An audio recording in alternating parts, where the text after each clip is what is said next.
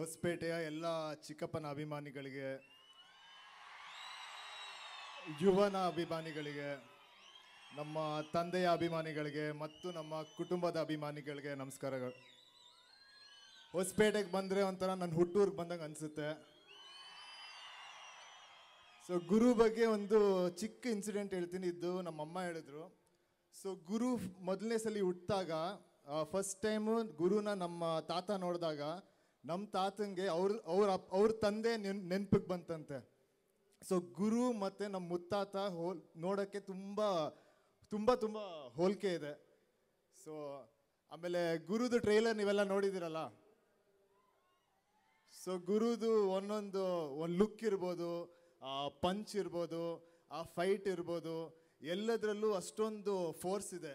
ಏನಕ್ಕಂದರೆ ಗುರು ಅಷ್ಟೊಂದು hard work ಮಾಡಿದ್ದಾನೆ, ಅಷ್ಟೊಂದು ತಯಾರಿ ಮಾಡಿದ್ದಾನೆ. ಅದು ಅವನಿಗೋಸ್ಕರ, ನಮಗೋಸ್ಕರ ಮತ್ತು ನಿಮಗೋಸ್ಕರ.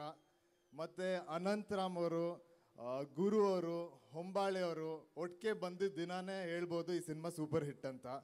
ನಾನೊಂದು ಎಲ್ಲರಿಗೂ ಚಾಲೆಂಜ್ ಹೇಳ್ತೀನಿ, ಈ ಸಿನಿಮಾ ನೋಡಿ ಯಾರು ಕಣ್ಣೀರು ಹಾಕದೆ ಆಚೆ ಬರೋಕ್ಕೆ ಸಾಧ್ಯನೇ ಇಲ್ಲ, ಅಷ್ಟು ಚೆನ್ನಾಗಿದೆ ಈ ಸಿನಿಮಾ. ಆಮೇಲೆ ನಾನು ಒಂದು ದೇವರಲ್ಲಿ ಏನು ಕೇಳ್ತೀನಂತೆ, ಪ್ರತಿಯೊಬ್ಬನಿಗೂ ಗುರು ಥರ ಒಬ್ಬ ತಮ್ಮ ಸಿಗಬೇಕು ಅಂತ. ಕೊನೆಗೆ ಒಬ್ಬನೇ ಯುವ, ಒಬ್ಬನೇ ಶಿವ, ಒಬ್ಬನೇ ಪರಮಾತ್ಮ. ಅಲ್ಲ, ಎಂಥ ದೇವ್ರಂತ ಮಾತಾಡ್ಬಿಟ್ರಿ. ನನಗೆ ಈ ಅಣ್ಣ ತಮ್ಮ ದೂರ ಇರೋದು ಒಂಥರ ಯಾಕೋ ಸರಿ ಅನಿಸ್ತಿಲ್ಲ.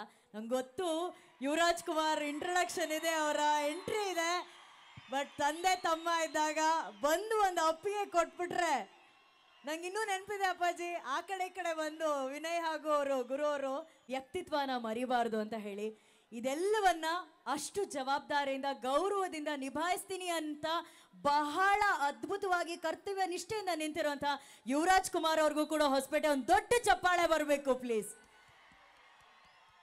ಇವತ್ತು ರಾಘಣ್ಣ ಇಲ್ಲಿ ಮಾತಿನಿಂದ ಆಶೀರ್ವಾದ ಮಾಡಿದರೆ, ಅಲ್ಲಿ ನಮ್ಮ ಯುವರಾಜ್ ಕುಮಾರ್ ಅವರ ತಾಯಿ ಮಂಗಳಮ್ಮ ಅವರ ಕಣ್ಣಿಂದಾನೇ ಆಶೀರ್ವಾದ ಮಾಡಿದ್ದಾರೆ.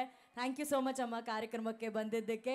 ಆ್ಯಂಡ್ ನೀವು ಹೇಳಿದ್ರಿ ಜನ್ಮ ಕೊಟ್ಟಂತಹ ತಾಯಿ ಮಂಗಳಮ್ಮ, ಆದರೆ ಇವತ್ತು ಬದುಕಿಗೆ ಶಕ್ತಿಯಾಗಿ ನಿಂತಹ ತಾಯಿ ಅಶ್ವಿನಿ ಮೇಡಮ್ ಅವರು.